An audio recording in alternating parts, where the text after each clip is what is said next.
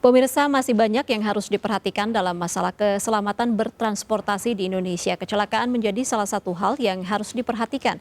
Bahkan baru-baru ini seorang publik figur alami kecelakaan parah di salah satu jalan tol.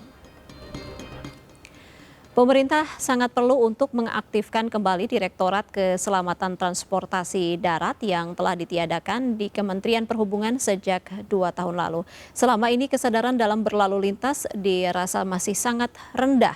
Diharapkan baik dari pemerintah maupun warga bisa tertib berlalu lintas.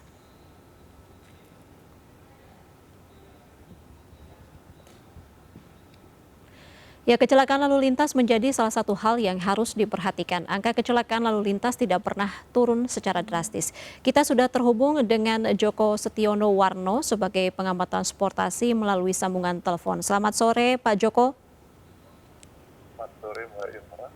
Iya, Pak Joko, bagaimana Anda melihat kejadian atau insiden kecelakaan yang baru kemarin terjadi dan menimpa seorang public figure? Ini menambah rentetan panjang kecelakaan yang terjadi di jalan tol. Apa menurut Anda penyebab kecelakaan ini kalau mungkin kita lihat di sisi lain selain tadi ya ada kelelahan daripada pengemudi itu sendiri? Ya, kalau secara umum itu kecelakaan itu disebabkan 4 hal itu. Secara umum ya, karena melihat manusia, dan prasarana, dan lingkungan itu aja. Nah, kemudian kalau mau detailnya itu, ya kita menunggu ada hasil investigasi, biasanya begitu.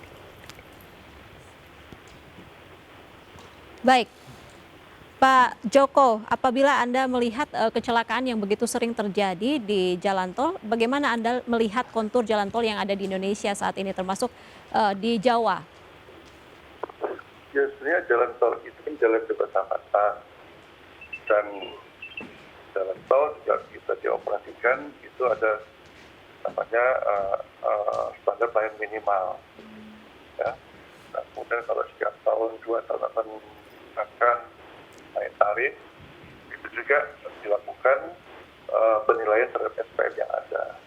Selain itu memang jalan tol juga boleh ada bank, biasanya itu. Nah, mungkin ini media-media ini tertarik dengan tulisan yang menyebutkan jalan tol tidak aman gitu kan. Betul. Tertarik gitu.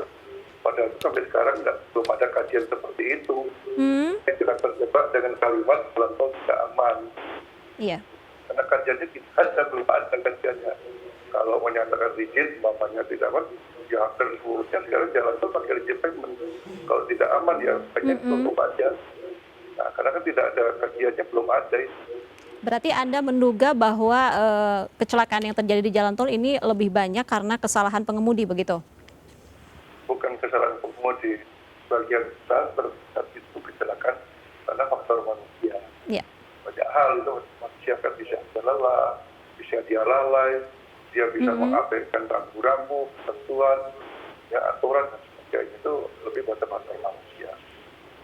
Baik, yang menarik sendiri adalah ketika kecelakaan yang menimpa Vanessa Angel ini diperkirakan hingga saat ini karena sopirnya mengalami kelelahan atau mengantuk. Apakah kondisi jalan tol yang lurus ini pun menyebabkan tadi pengemudi menjadi mengantuk begitu?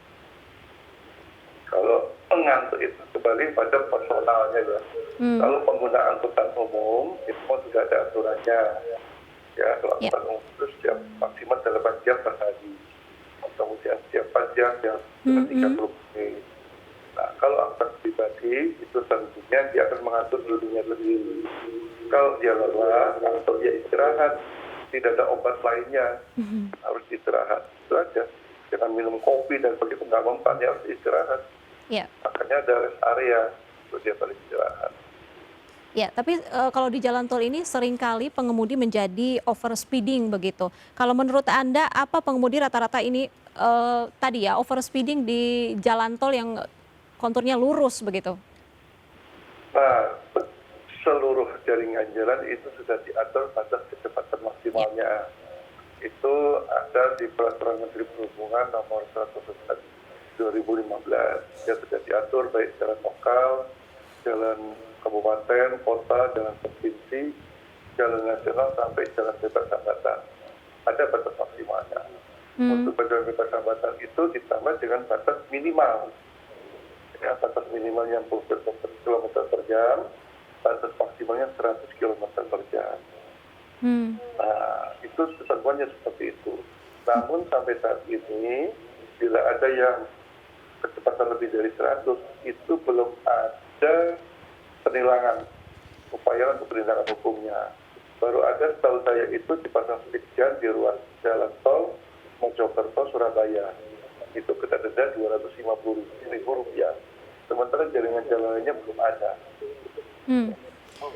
Kenapa menurut Anda tadi ya upaya penilangan tidak dilakukan dan hingga saat ini ketika memang banyak sekali insiden terjadi kecelakaan di jalan tol dengan prediksi kecepatan yang begitu tinggi tapi tidak ada pengawasan di sana? Nah, kalau di jalan raya itu wewenangnya ada di kepolisian. Jadi Polri punya wewenang untuk menindak bila terjadi kelebihan kecepatan. Ya. Nah, perhubungan sudah membuat aturannya. Kemudian di era sekarang tentunya pendidikan itu sudah bisa lah, maunya memakai SD ya, perparuan umpamanya. Namun ini yang belum berjalan. Iya.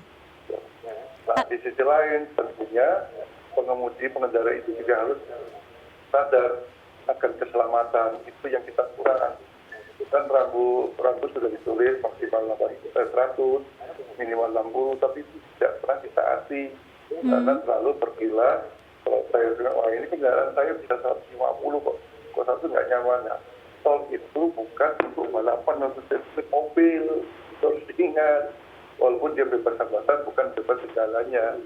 Karena apa? Karena kalau kecelakaan terjadi itu hanya bukan dirinya dulu, tapi bisa juga membahayakan orang lain. Iya, artinya masih butuh sosialisasi begitu yang harus disampaikan kepada masyarakat karena seringkali ternyata masyarakat ataupun pengemudi tidak memperhatikan batas maksimal dari kecepatan yang dia kendarai begitu kendaraan yang dia kendarai. Kalau menurut Anda siapa sebenarnya bertanggung jawab untuk memberikan sosialisasi ini? Ya, memberikan sosialisasi masalah keselamatan ini adalah pemerintah. Ya, dalam hal ini termasuk pemerintah daerah, kita dalamnya apa ya, ada Kementerian Perhubungan, ada Dinas Perhubungan, termasuk juga dari Indonesia juga memberikan itu. Nah, di Indonesia ini memang untuk urusan transportasi darat ini dulu pernah ada yang namanya Direktorat Keselamatan Transportasi Darat. Ya. Namun dalam restrukturisasi organisasi, setelah 2 tahun yang lalu itu dihilangkan. Padahal kecelakaan di darat itu paling banyak di antara kecelakaan lainnya, umpamanya di perairan, di udara, kereta api.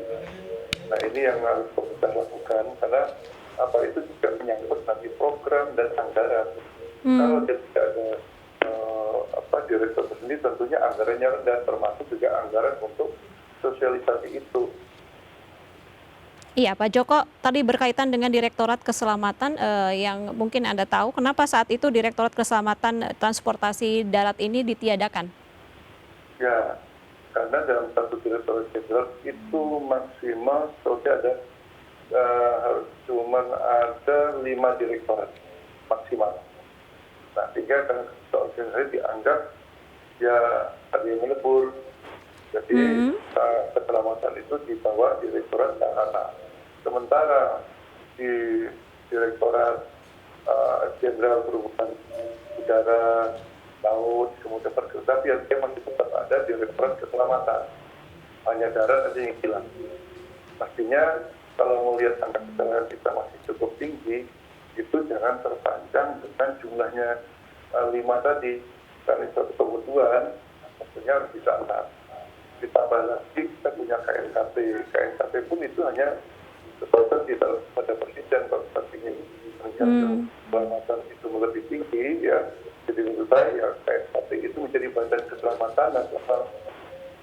Jadi tingkatnya lebih tinggi sehingga menjadi perhatian yang lebih. KNKT sekarang sering mengalami persoalan anggaran juga karena dia betul-betul investigasi penting. Anggaran yang minim, banyak beberapa investigasi tidak dilakukan, yang akhirnya rekomendasinya tidak muncul. Baik, yang menarik KNKT juga sempat menyampaikan ternyata di jalan tol tersebut ada gap yang begitu besar terkait dengan kecepatan normal gitu antara mobil besar dengan mobil kecil begitu. Anda melihatnya seperti apa? Ya, Ya di jalan tol itu kan ada kan cukup banyak truk odol ya. Iya, betul. Yang di over. Nah, truk-truk itu mestinya dia berjalan kecepatan minimal 60. Namun yang terjadi di jalan tol kecepatannya tidak sampai 60, rata-rata 30, 40. Karena bebannya begitu berat. Nah, itu juga membahayakan pengguna jalan lainnya. Sering ada kendaraan menyebut dari belakang. Ya. Apalagi ada truk kadang-kadang berhenti di badan jalan. Badan jalan tidak boleh untuk bahu jalan atau badan jalannya, bukan untuk berhenti kendaraan. Kecuali untuk kondisi darurat, kalau lama. Sering juga beberapa kali kecelakaan menyalip melalui bahu jalan. Sementara di situ ada truk yang sedang berhenti. Iya. Baik, baik Pak Joko, terakhir mungkin singkat saja, masukan untuk pengendara ataupun mungkin pengelola transportasi bagaimana untuk mengatasi ataupun antisipasi dari kecelakaan yang biasa terjadi. Ya, kalau saya secara institusi, ya bentuklah direktorat transportasi darat lagi, karena itu menyangkut keselamatan secara keseluruhan ya. Kalau yang kecil-kecil itu kan eksesnya saja, tapi secara besar kemudian KSAT itu tingkatkan lagi, sehingga hal itu bisa teratasi. Kalau masih seperti ini hanya giliran saja. Nah, bagi pengguna jalan, apapun selain jalan tol ya, jalan tol juga, setelah adalah rambu-rambu yang sudah ada, aturan-aturan yang ini jalan tol diikuti dan diingat tol itu bukan arena untuk balapan mobil ya, kecepatan maksimal ditaati karena fatal juga kalau umpamanya peningkatan itu kalau cepat dia tetap itu fatal, tapi kalau masih kurang dari itu masih bisa dikendalikan, tidak fatalitas tidak. Dan yang terakhir tentunya mungkin kalau dia satu ya istirahat dan jangan lupa ya perjalanan kita harus berdoa. Baik, Pak Joko, rupanya juga memang tadi dibutuhkan KNKT juga untuk sama-sama tadi mengusut tuntas penyebab dari kecelakaan supaya bisa menjadi evaluasi ke depannya bagi para pengendara juga ketika memang mengendarai kendaraan terutama di jalan-jalan tol begitu. Terima kasih Bapak Joko Setio Warno, pengamat transportasi, salam sehat selalu. Terima kasih. Baik pemirsa, kami masih akan kembali usai jeda, tetaplah bersama kami.